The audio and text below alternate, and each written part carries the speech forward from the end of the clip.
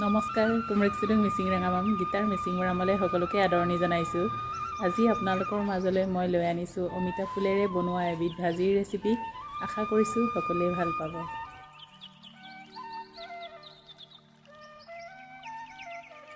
আজি অমিতা ফুলৰ এবিধ ভাজি বনাবলৈ ওলাইছোঁ। ভাজিবিধ বনাবৰ বাবে প্ৰথমতে অমিতাৰ ফুলখিনি ঠাৰিৰ পৰা এনেদৰে এৰুৱাই লৈছোঁ। অমিতা ফুলৰ সোৱাদ যিহেতু তিতা হয়, গতিকে ঠাৰিখিনি দিব নালাগে। ঠাৰিখিনি দিলে বেছিকৈয়ে তিতা হয়।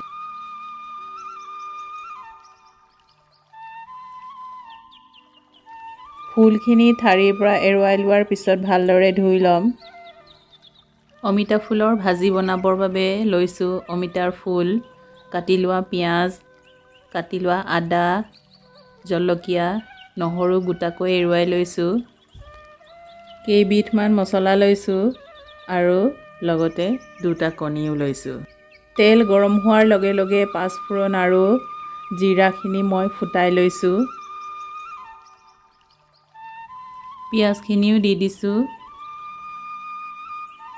পিঁয়াজখিনি অলপ ভাজি লৈ এতিয়া লগে লগে নহৰু, আদা, জলকীয়া আৰু বাকী মছলাখিনিও দি দিছোঁ।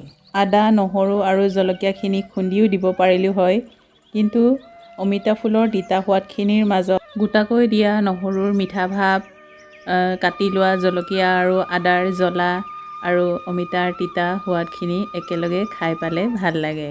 খন্তেক সময়ৰ বাবে পিঁয়াজখিনিৰ লগত মছলাখিনি ভালদৰে মিলি যাবৰ বাবে ভাজি লৈছোঁ। তাৰ লগে লগে অমিতাৰ ফুলখিনিও দি দিছোঁ। অমিতা ফুলৰ ভাজিখন ভালদৰে মচমচীয়া হ'বৰ বাবে মই কেৰাহীত ঢাকনি নিদিয়াকৈয়ে ভাজিছোঁ। ঢাকনি দি ভাজিলে অলপ জেকা ভাৱ এটা আহে।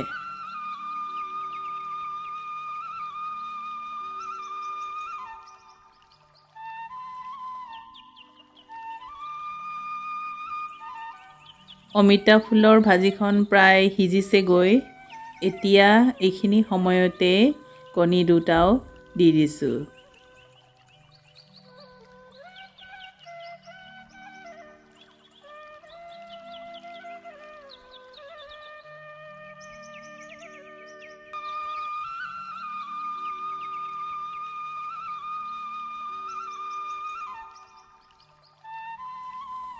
এতিয়া ভালদৰে লৰাই লৈছোঁ। অমিতা ফুলৰ ভাজিখন বনাবৰ বাবে অলপ এনেদৰে লগতে লাগি থাকিবলগীয়া হয়।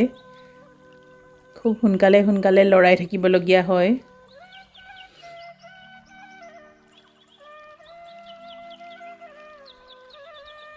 এই ভাজিখন বনাবৰ বাবে বেছি সময়ৰ প্ৰয়োজন নহয়। 5 পৰা 7 মিনিটৰ ভিতৰতেই ভাজিখন ৰেডি হৈ যায়। বিভিন্ন ৰোগৰ প্ৰতিৰোধ ক্ষমতা থকা অমিতা ফুল এনেদৰে এবাৰ ভাজি খাই চাবচোন। সঁচাকৈ বহুত ভাল লাগে আৰু এনেদৰে মচমচীয়াকৈ ভাজিলে তিতা ভাৱটো অলপ কমে।